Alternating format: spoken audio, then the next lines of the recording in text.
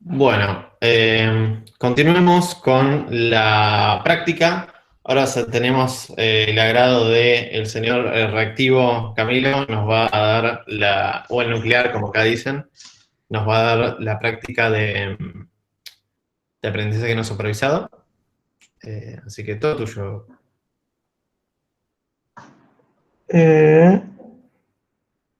A ver, estoy compartiendo. ¿Se ve Sí, ahora? Perfecto. sí, se ve. Ok, déjame pongo acá el chat y listo. Bueno, práctica de aprendizaje no supervisado. Eh, Antes que todo, les quería mostrar, les quería en realidad mencionar un poco como una librería importante que vamos a usar en todo lo que es la materia, que es esta librería de Python. Le importan como sklearn, pero bueno, es scikit-learn. Y que bueno, básicamente esta librería tiene muchas herramientas que se utilizan en Machine Learning. Particularmente nosotros esta clase vamos a utilizar la parte del clustering. Venga acá, dice K-means, bueno, y otras herramientas. Pero bueno, como que esto es importante, mucho, muy importante esta librería. Y nada, cuando puedan, tipo, mírenla. Particularmente acá en clustering tenemos las herramientas que vamos a usar de Camins, DBSCAM y eso. Y tiene mucha información de cómo se usa. Ya vamos a ir viendo, pero nada, quería empezar con eso. Eh, bueno, aprendizaje no supervisado. Eh, Son problemas donde, como dijo Sophie y como dijo Jorge, en general no se tiene una variable target. Es decir, cuando está haciendo clasificación, en general tiene la clase a la que pertenece el punto y ese tipo de cosas. En este tipo de problema no existe. Entonces quiero descubrir características, o sea, grupos de datos con características similares.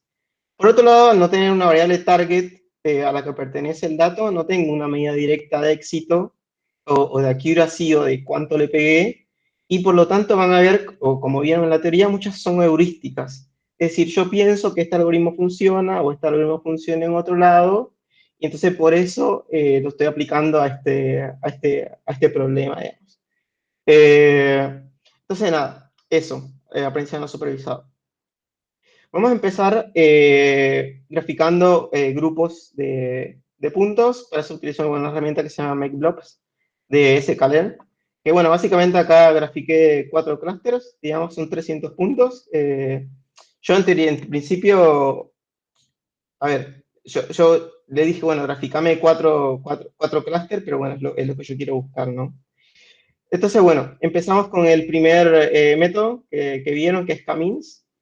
Para eso usamos una herramienta K-means de scikit-learn, que bueno, si vamos acá a la documentación, siempre que usen una herramienta vayan a la documentación, porque en general hay muchas variables por default, que por ahí si no le indican cuánto vale para su problema específico, están resolviendo otro problema, digamos.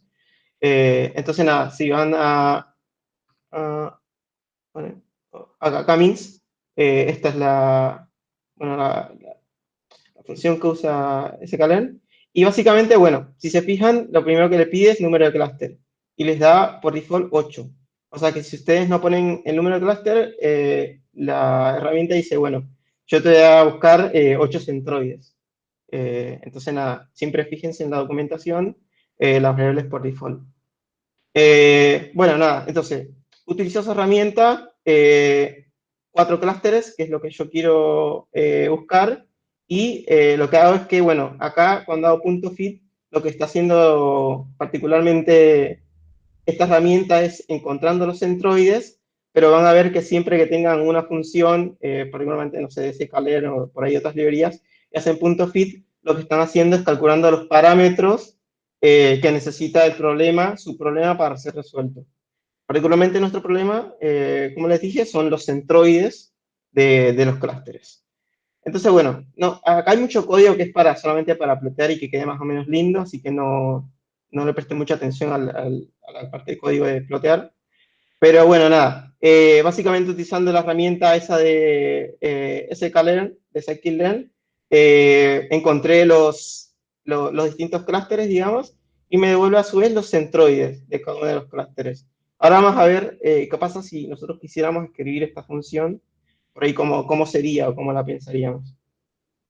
Si se fijan, lo que hace esto es que me devuelve para cada punto a qué clúster pertenece, y bueno, acá vemos que tenemos 4 clústeres y empiezan en cero siempre, así que también ojo con eso si están viendo a qué clúster pertenece o cuántos hay, empieza en cero la cantidad de clústeres. Pero bueno, ¿cómo funciona este algoritmo por dentro? ¿Qué pasa si nosotros quisiéramos escribir este algoritmo desde cero? Como les dijo Sofi, lo primero que tenemos que hacer es seleccionamos de manera aleatoria los primeros valores de los centroides. En este caso queremos 4 centroides, entonces bueno, eso es lo que hacemos en primera instancia. Después lo que hacemos es asignamos a qué clúster pertenece, acá no se ve muy bien, pero básicamente lo que hacemos es que cada punto dato asignamos a qué clúster pertenece. Y para eso vemos cuál es el centroide que tiene más cercano ese punto, digamos.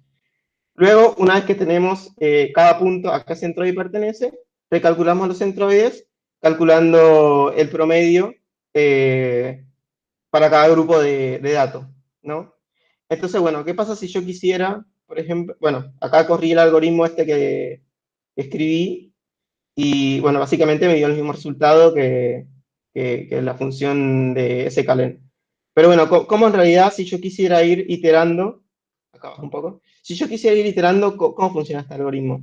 Bueno, acá me muestra ya como la primera iteración si se quiere, que es decir, yo tiro 4 centroides aleatorios que son y bueno, el otro, acá hay 2. Y digo, bueno, para cada centroide, ¿cuáles son los puntos que están más cercanos? Para este centroide son todos estos amarillos, para este centroide son todos estos verdes, para este centroide son los violetas y para este centroide son los azules. Entonces, una vez que yo tengo clasificado los puntos según el centroide, recalculo no el centroide, y una vez que tenga no el centroide, digo, bueno, ¿cuál es para cada punto el centroide más cercano? Entonces, si yo en la siguiente iteración veo, no sé si se llega a ver, pero este centroide, por ejemplo, se movió un poco. Después en la siguiente iteración lo mismo. Recalculo de nuevo el centroide y así hasta que en la última iteración el centroide se movió al clúster, ¿no? Particularmente. También acá está un poco puesta lo que se llama distortion, que básicamente es la función esa que dijo Sophie que intentamos minimizar cuando estamos aplicando el algoritmo de K-means. Y también si se fijan, o sea que básicamente la distorsión es, a ver, acá está la función. Básicamente lo que hago es que calculo la norma o sea, para cada clúster lo que hago es que me fijo los puntos a los que pertenece y calculo la norma de la matriz que tiene la distancia de esos puntos al centroide. Entonces, básicamente, nada, yo estoy calculando, cada vez que yo itero, estoy diciendo, este centroide, cuando llego al final y la distorsión es menor, lo que estoy diciendo es, la distancia de este centroide a estos puntos es mínima. Y lo mismo con, bueno, los otros centroides. Entonces están minimizando, si se quiere, esa función de distorsión, ¿no?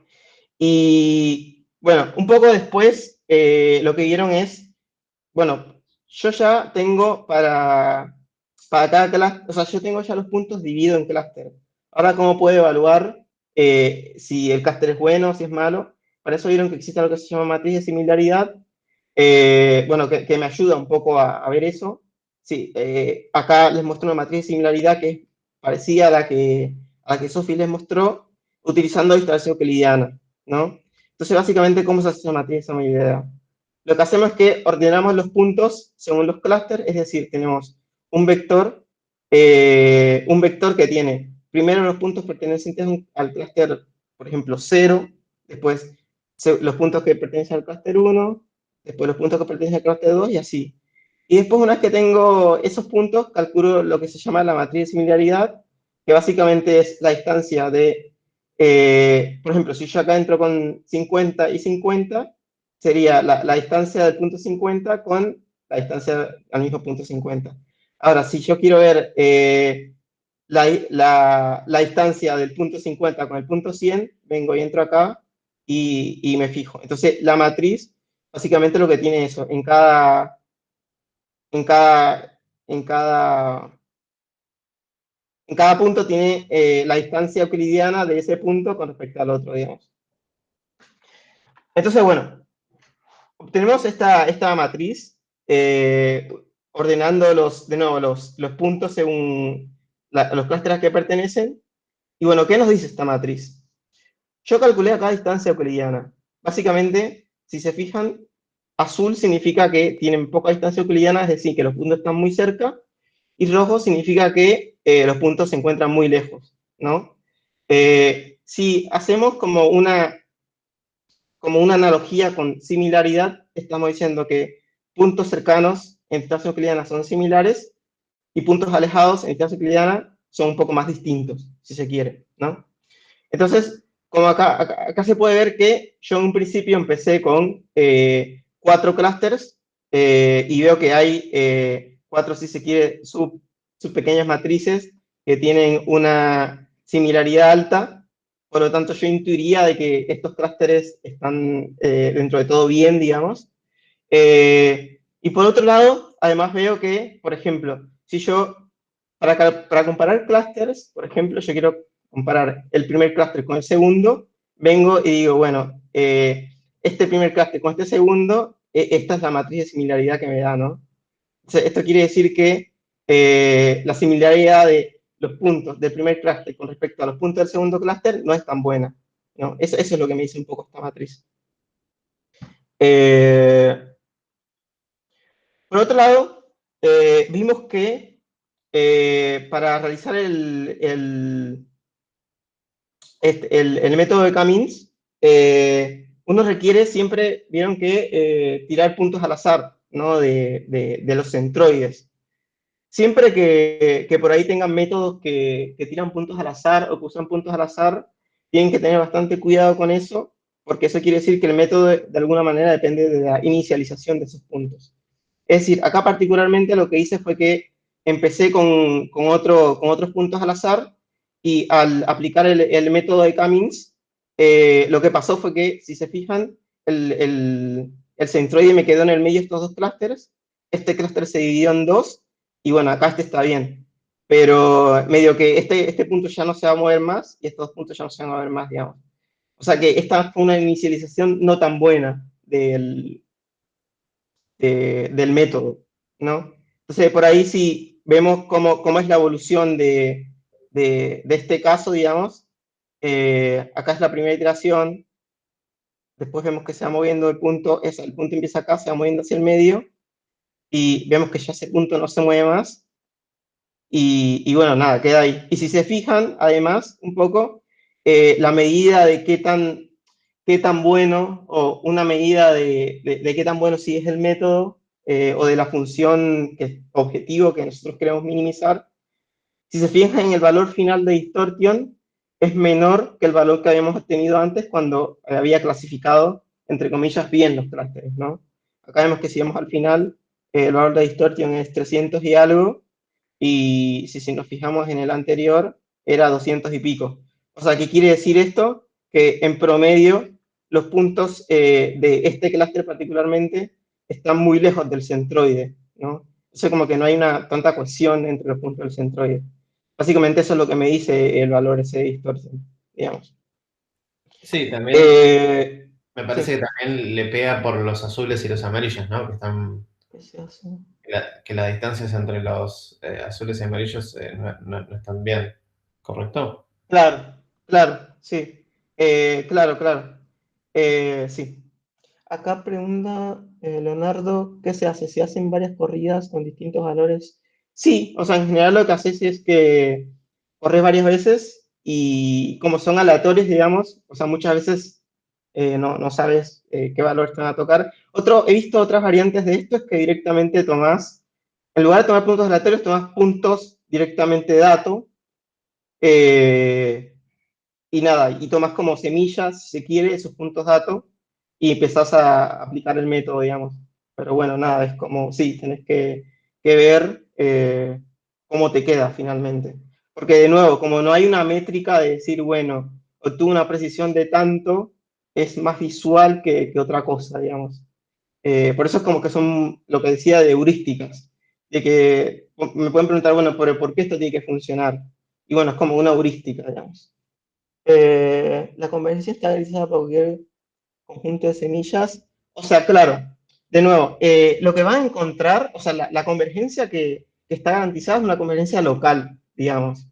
Yo puedo imaginarme como que esta función tiene mínimos locales y mínimos globales. Al ser este método tipo iterativo, yo no sé en qué punto de la función yo voy a empezar. Entonces, al minimizar, yo no sé si voy a terminar en un mínimo global o local. ¿Se entiende? Por ahí termino, por ahí no. Eh, Incluso yo no les puedo asegurar de que esto de acá que encontré es un mínimo global, porque tendría que correrlo varias veces, digamos, y decir, bueno, no encontré uno mejor, entonces este es el mejor de todos, digamos. Pero sí, eh, bueno, esto ya está.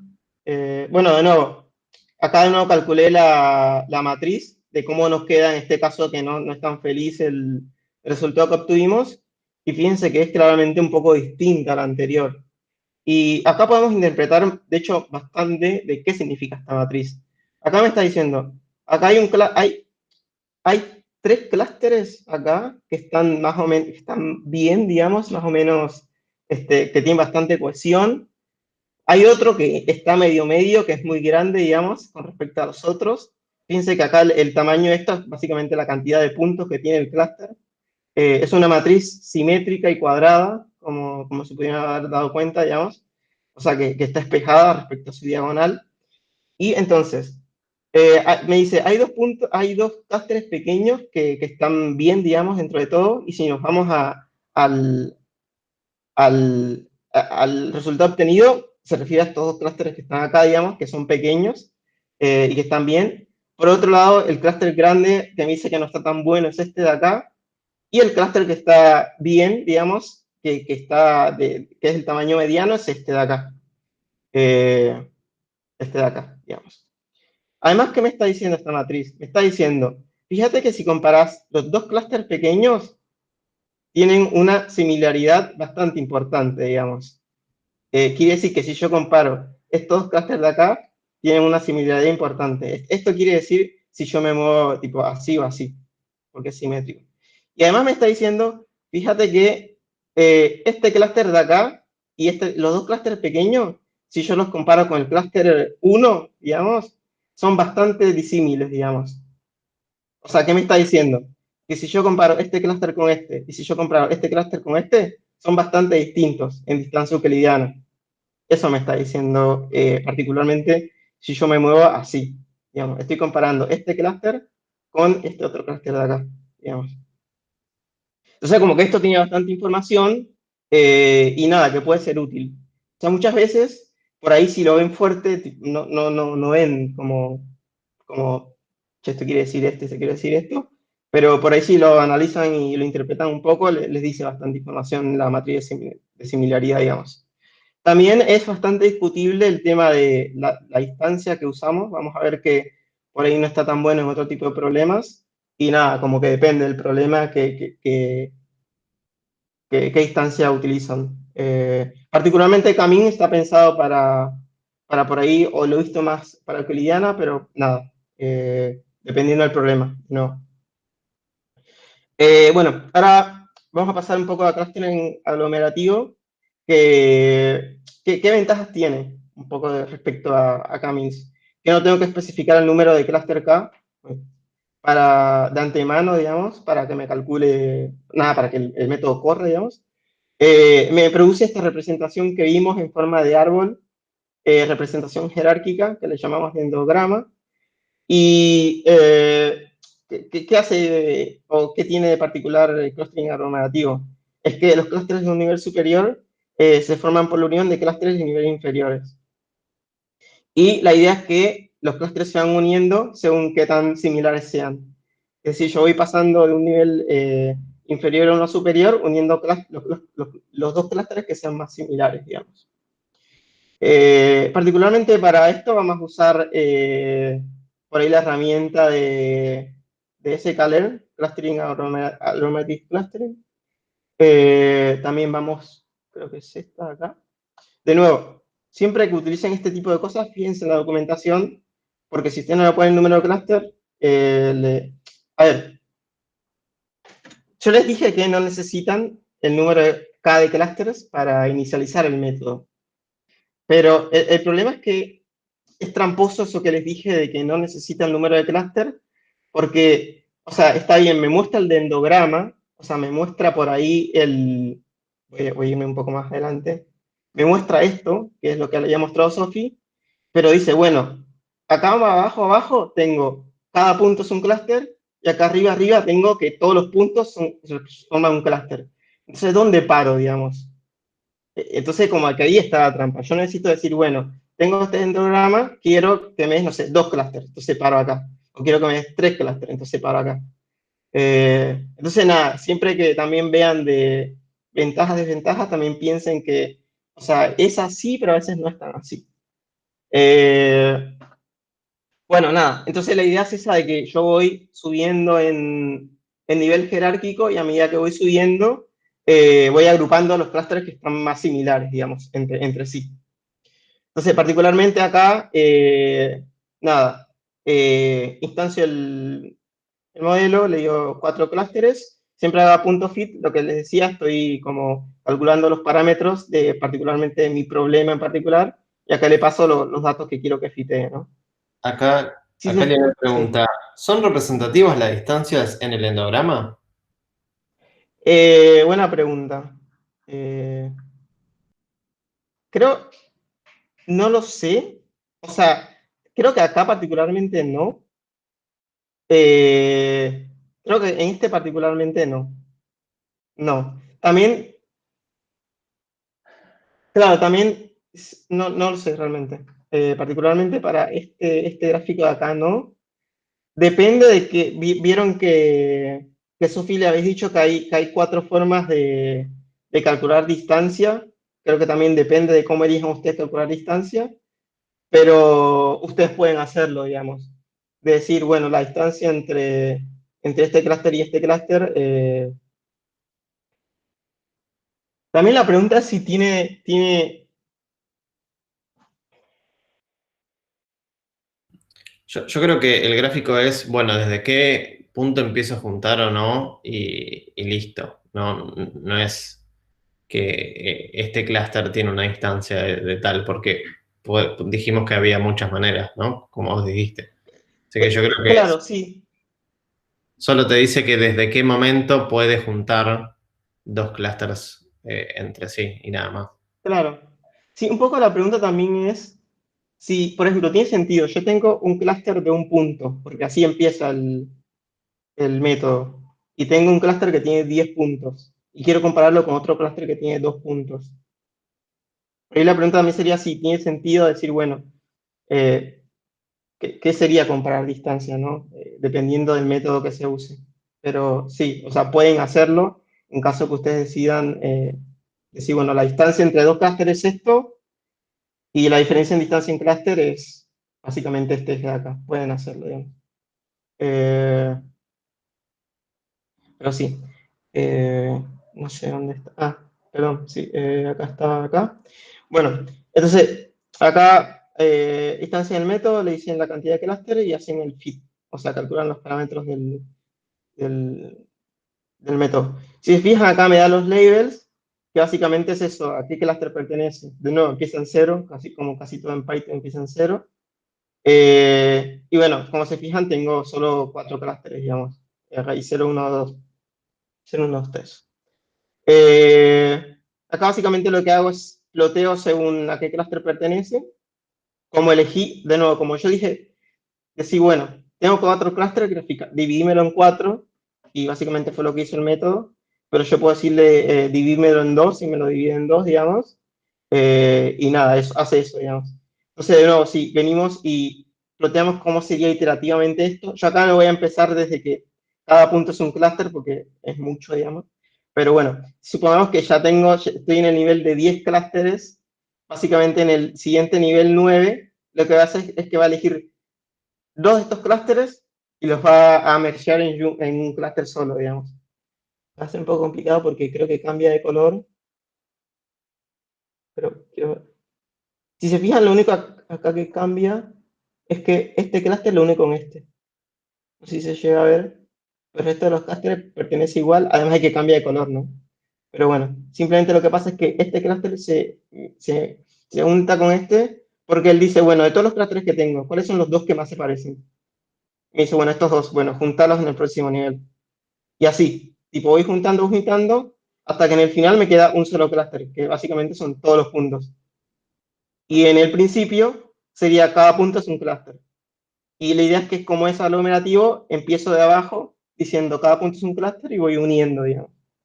Entonces, nada, esta sería como la iteración de este método, si se quiere. Eh, de nuevo, este método nos permite un ordenamiento jerárquico de las observaciones en lo que llamamos un dendrograma, que es eso ahora lo voy a mostrar de nuevo, pero que es ese que tenía forma de árbol.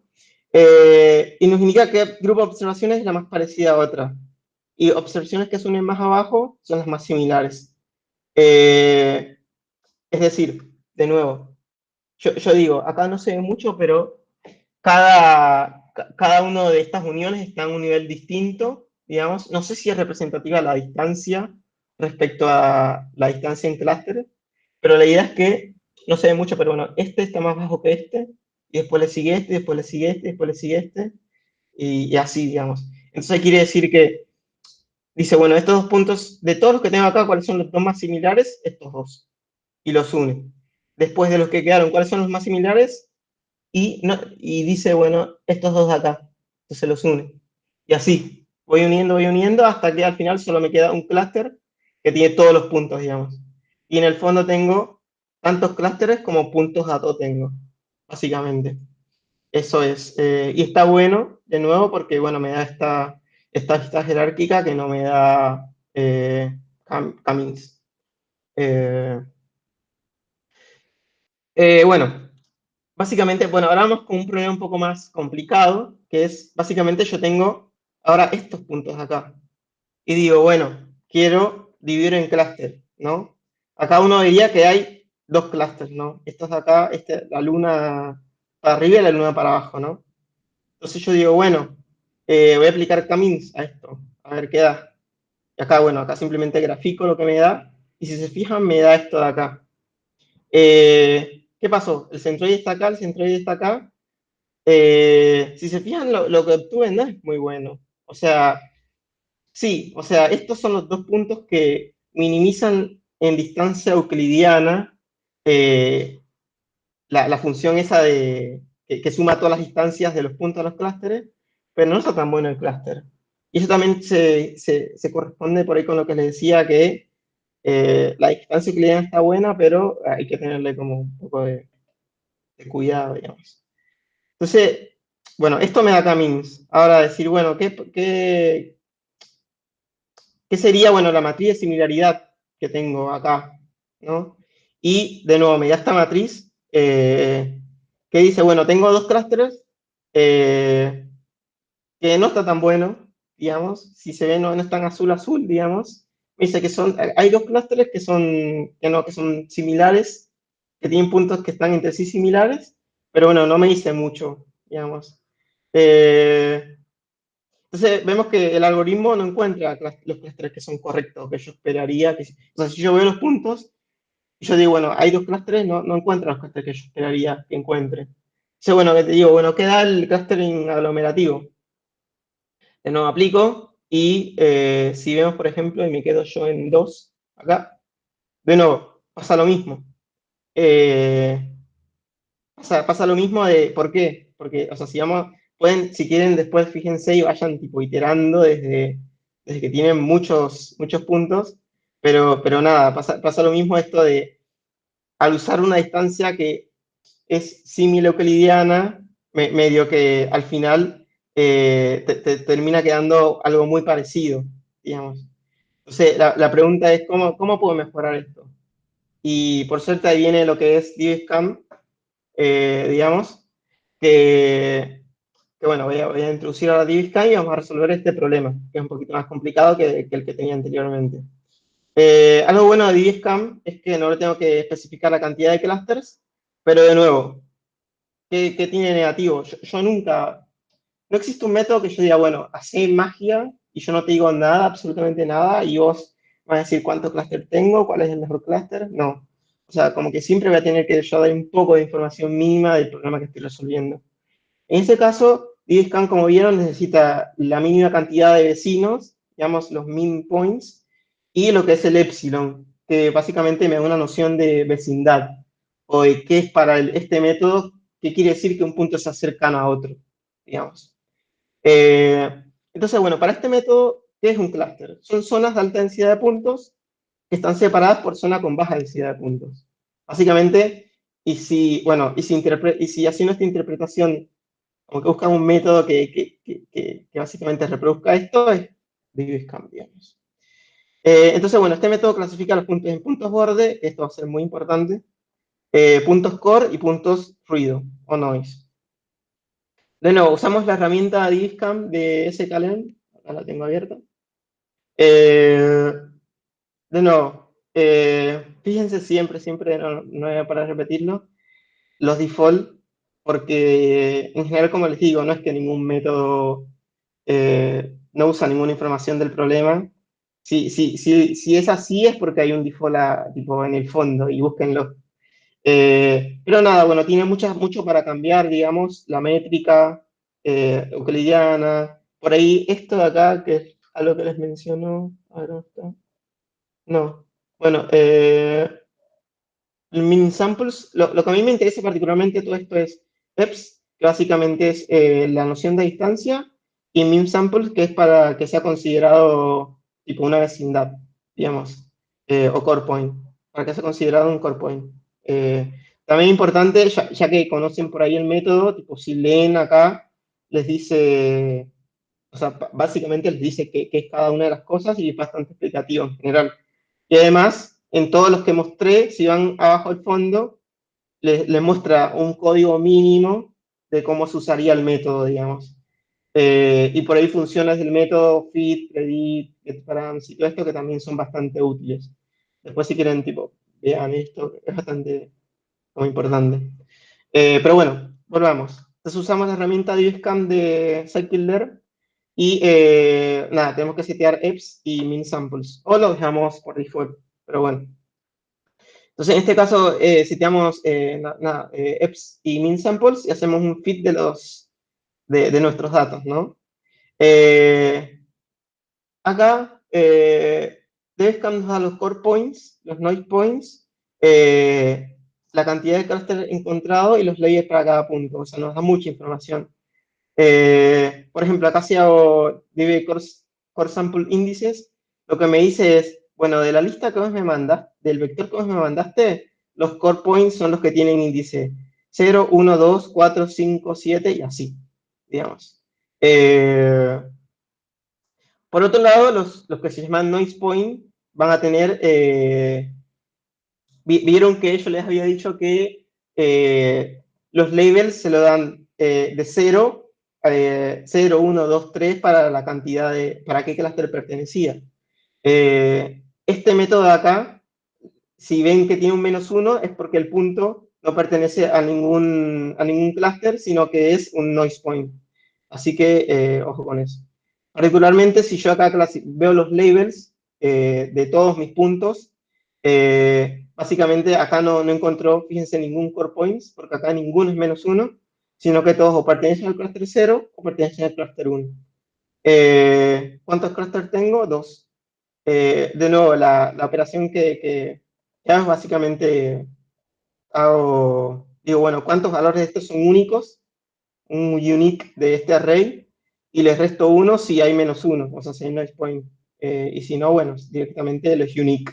En este caso hay 2 unique, así que hay 2 clusters, digamos. de nuevo, básicamente acá lo que hago es como para que se vea lindo el plot. Esto no se asusten, digamos. Básicamente es para que explote lindo, para que explote así, y para que lo que me plotee como puntos que son más gordos, digamos, son core points, y los puntos que son del mismo color, pero más pequeños, digamos, son puntos bordes, digamos. Y bueno, para los parámetros que yo seteé de por ahí ese método, obtengo este resultado. Donde, bueno, si bien me dice que los puntos del border son los puntos del borde, y bueno, el resto de los puntos son core points. Pero bueno, como que los parámetros importantes son EPS y la cantidad de puntos. Bueno, entonces, ¿qué pasa si yo cambio, por ejemplo, la noción de cercanía? ¿No? ¿Qué me da este algoritmo? Vamos a jugar ahora con esos dos parámetros del algoritmo. Si se fijan, bueno, sigo teniendo dos clusters, de nuevo. Eh, Acá los tengo, pero bueno, hay mayor cantidad de puntos borde. ¿Por qué? Porque es esto de que yo reduje el círculo en el que se encerraba cada punto para buscar la vecindad y para decidir si es un core point o no.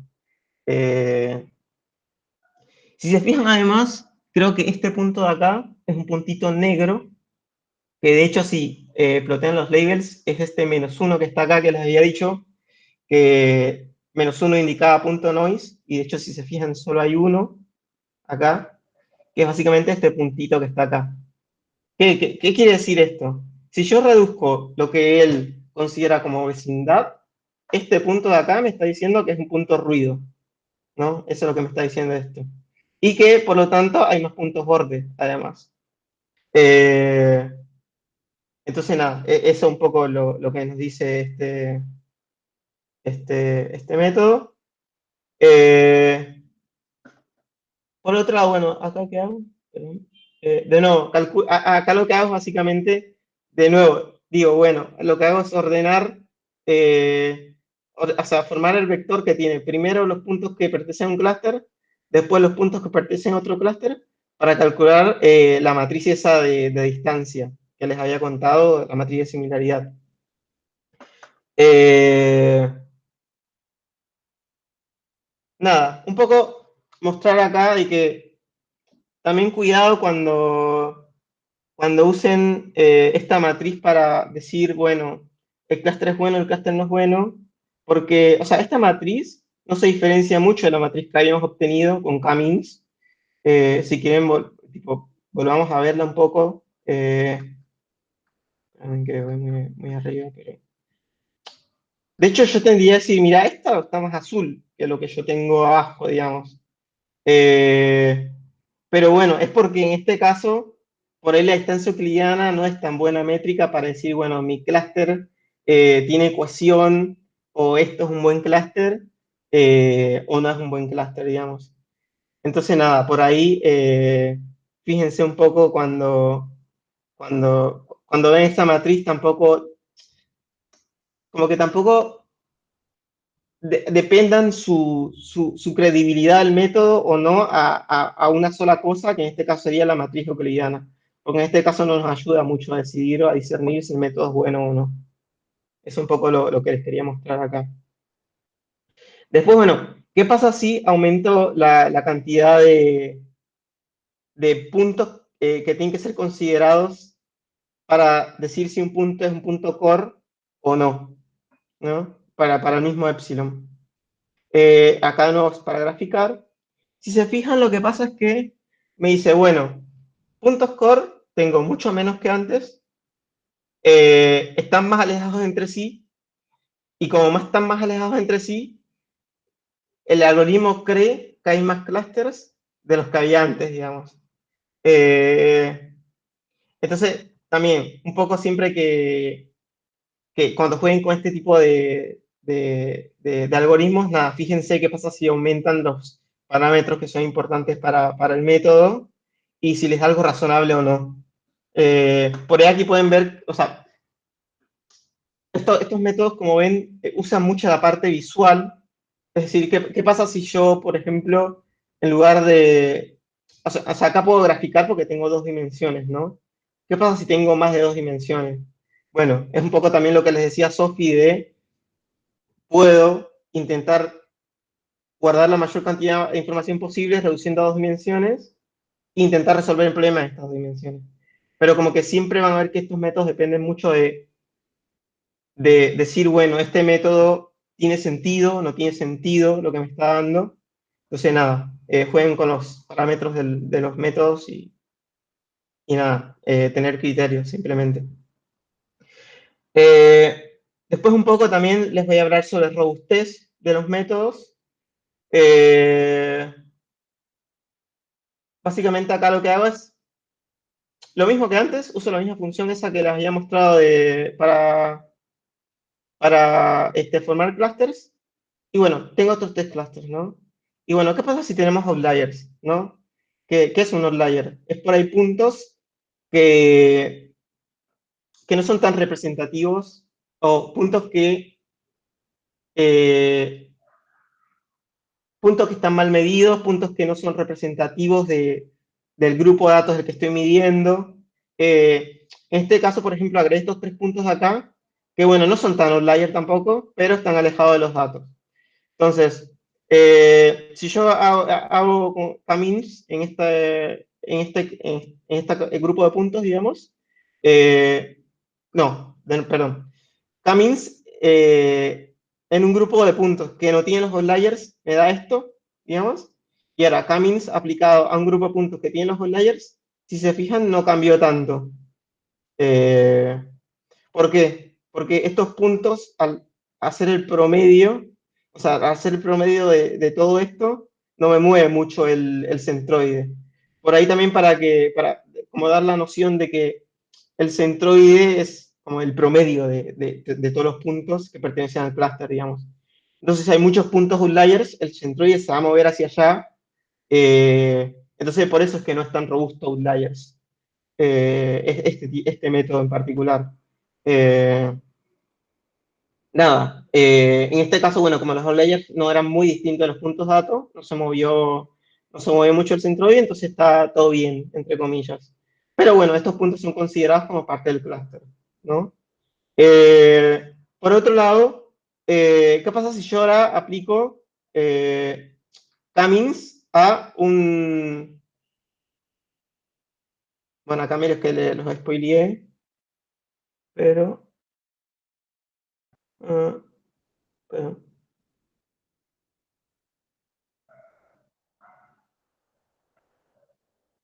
ahí está, ¿no? Ah,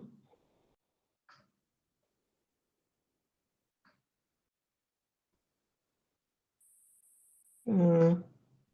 Esto no tendría que estar así, tendría que volver a correrlo, perdón. Pero bueno, esto seguro que lo corrí mal. Eh, ah, perdón, perdón. Pero bueno, acá, perdón, sí. De nuevo, ¿qué pasa si esto en realidad, acá este de acá me tendría que dar como el clustering aglomerativo? ¿Qué pasa si, por ejemplo, aplico, acá tengo un punto, ¿no? Que en teoría es un outlier, claramente es un outlier de esto. ¿Y qué pasa si yo le aplico a este grupo de puntos clustering aglomerativo? Que, o sea, si corren camins va a ser prácticamente lo mismo. Fíjense que acá lo que me dice es, acá tenés un clúster, que básicamente es este punto solo, tenés otros dos clústeres, que son estos dos puntos, digo, estos dos grupos, y tienes otro clúster acá abajo, ¿no? Esto claramente no está bien, digamos, porque este punto acá es un outlier y estos dos grupos acá son dos clústeres, digamos. Entonces, también este aglomerativo, clustering aglomerativo no es tan bueno para detectar outliers. Por otro lado, habíamos visto que DBSCAM me podía decir cuáles puntos eran noise. O sea, tenía puntos que son core, puntos que son borde y puntos que son noise. Eso es algo que no existe en los otros dos métodos. No existe la noción de que un punto puede ser un outlier. Entonces, por eso DBSCAM tiene esa ventaja respecto a los otros dos, digamos, que los otros dos me dan esta visión de clusters. Y si yo aplico DBSCAM a ese grupo de puntos, básicamente me da esto de acá, que como vemos, me dice, estos 3 puntos acá son noise, por ahí este punto acá también es noise, este punto acá también es noise, pero lo que más interesaba a mí es que este punto acá fuera un noise, digamos, porque claramente es un noise. Y efectivamente, me da los 3 clústeres, que era lo que yo quería, digamos. Entonces, en ese sentido, este método es mucho más robusto a outliers que los 2 métodos anteriores. Y nada, como que acá se ve. Y finalmente, por ahí lo que quería como recalcar es que por ahí, ¿qué nos da Camins? Porque por ahí siempre dice, bueno, ¿qué tiene aglomerativo de ventaja con Camins? Es como que siempre dice, bueno, Camins es el peorcito si se quiere, después vas al aglomerativo y después Divescam. Pero Camins tiene algo bastante bueno y que rescato, que es que el punto del centroide es un punto representativo del clúster.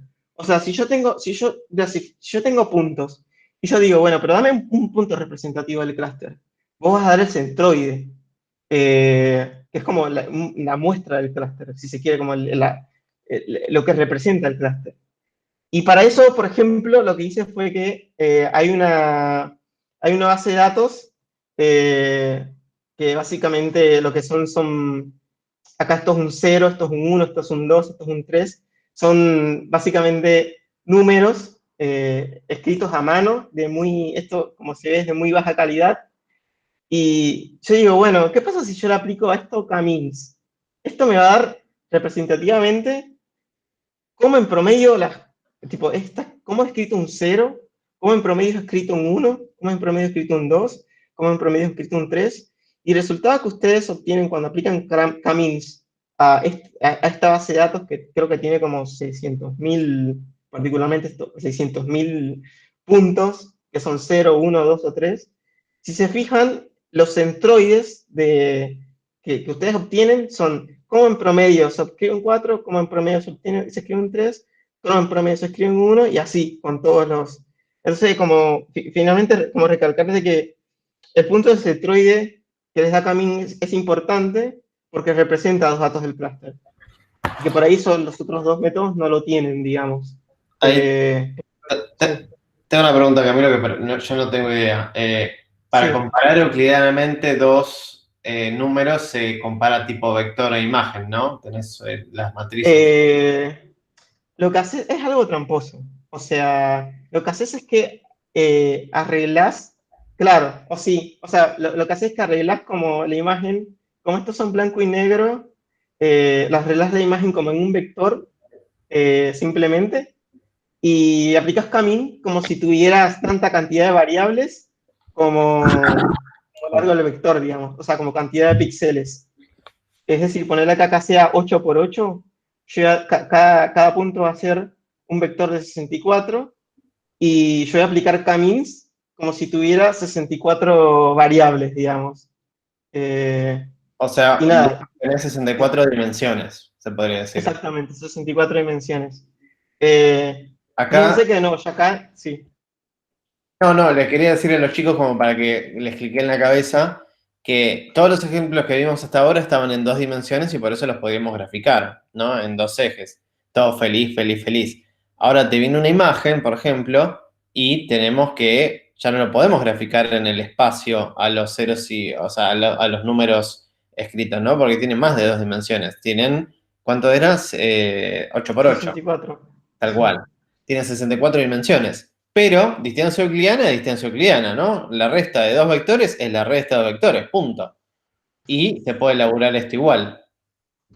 Y sí. como comentario final, quiero como para tratar de saber lo que estás haciendo, en esa celda, en la ejecución 72, lo que estás viendo es, luego de aplicar Camins, el promedio de los píxeles por cada elemento de cada uno de los clústeres, ¿correcto?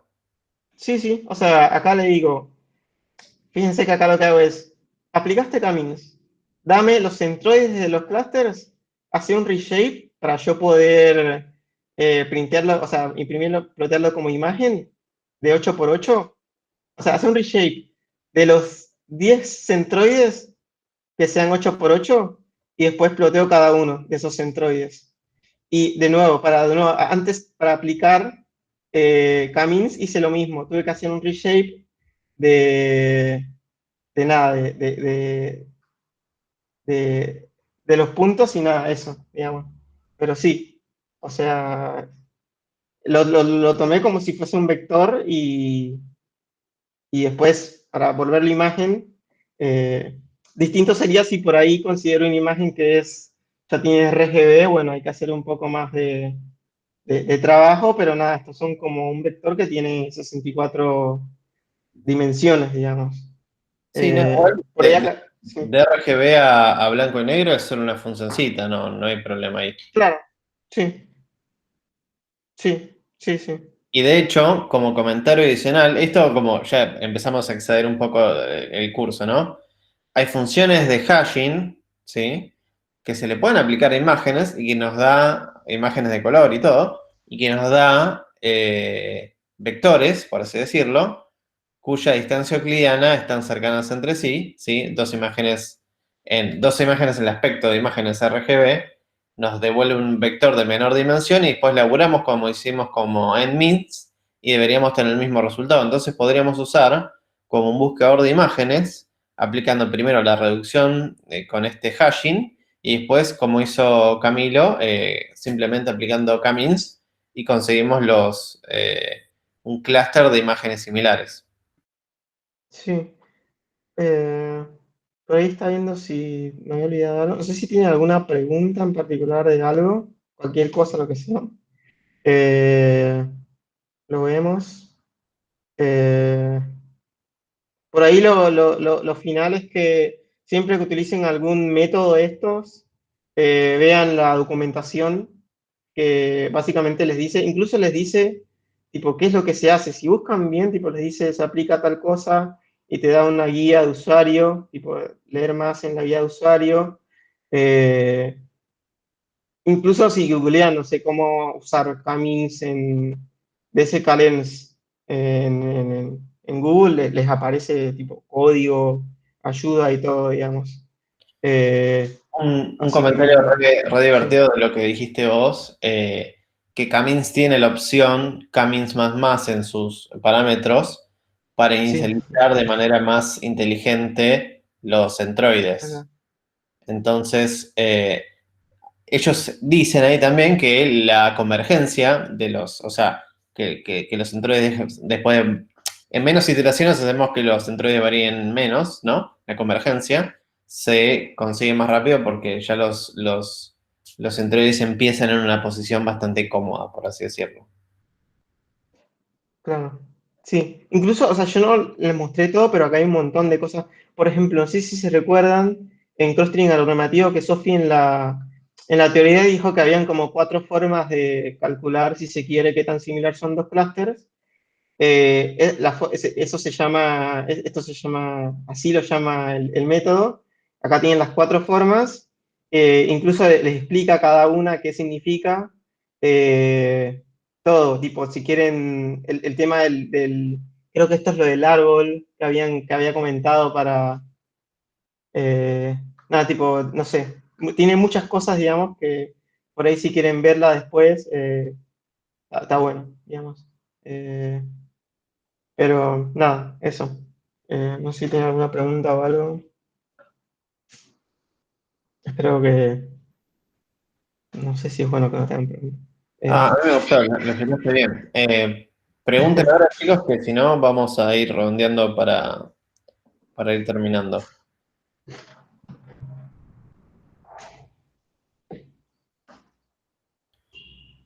Dejamos. sí, Acá Leonardo dice, ¿qué tanto hay que saber de scikit-learn? tipo, o sea, no sé si se refiere para usarlo o para la materia en general. Eh, Supongo que es para la materia, ¿no? Bueno, podemos... Ahí dice, sí, para la Sí. materia. Eh, Creo que lo más importante es todo lo que demos. Entre comillas, sí, todos los modelos que demos en la teórico-práctica deberían saberlos usar en Scikit-Learn, excepto que digamos lo contrario, de dicen como esto es muy complicado o lo que sea. Eh, se espera que puedan manejar sklearn, que puedan manejar camins de scikit-learn como si fuese, no sé, su cuchillo de comer de todos los días. Por ahí aglomerativo, algún que otro parámetro lo pueden obviar, por así decirlo, pero el concepto debería estar claro. Por ahí las funciones auxiliares que está usando Camilo, que se usan un montón en todos lados, lo de make blobs para generar, se llaman datasets sintéticos, ¿no? Datasets de Sí, mentira que en los parámetros que pasa Camilo especifica cómo quiere que se distribuyan, ¿no? Dice ahí, dame 300 ejemplos que tengan 4 centros claros, que tengan una standard deviation de 0,6, que eso quiere decir que tan dispersos están. Y un random state, porque entre comillas, métodos que usan random adentro, uno le puede setear algo que se llama semilla porque son pseudo aleatorios, ¿no? Que si le ponemos la misma semilla va a dar el mismo valor. Entonces Camilo ejecuta ese mismo make blobs varias veces y le da el mismo resultado. Por supuesto que si después lo usa Camins o lo que sea, no va a ser el mismo resultado porque Camins sí. adentro usa Bueno, aleatoriamente algo. Al menos que no sé si se le puede setear el seed a Camins para que siempre funcione igual. No tengo idea. Pero bueno, eso es, por ejemplo, ese parámetro, pasarle seed a Camins, no importa, es súper externo al concepto y todo. Lo que sí esperamos es que sepan entender las variables importantes de cada modelo, ¿no? sí. Y por supuesto que cualquier cosa que es externa, cualquier cosa que nos demos en las clases, no tienen por qué saberlos. Igual pueden preguntar en cualquier momento, ¿no? Sí. También hay mucho de acá, por ejemplo, hay mucho de plotear, porque no sé, como que a mí me gusta, no sé, que esto esté bold, es como, hay mucho de, acá de ese código, pero bueno, que es para graficar si quiere cosas, tipo, que quede más lindo, así que tampoco, tampoco le den tanta bola a eso, o no sé, yo porque, nada, eh, Digamos que para rondear se espera que después de todas las clases, ustedes vayan a estos notebooks, los ejecuten, los jueguen, lo varíen, entiendan los conceptos, ¿no? Y lo mismo con prácticamente todas las clases que vamos a hacer. O sea, esto es una parte y después la otra parte la ponen ustedes entendiendo de verdad lo que hacemos. Y les damos esta ayuda que debería ser más que suficiente para poder reutilizar en caso de los TPS y también entenderlo en caso para el parcial. ¿Qué otra pregunta? a ver si me olvidé algo, no creo que no. Bueno, voy a dejar de Sí, no grabar. sé. Así. Ok.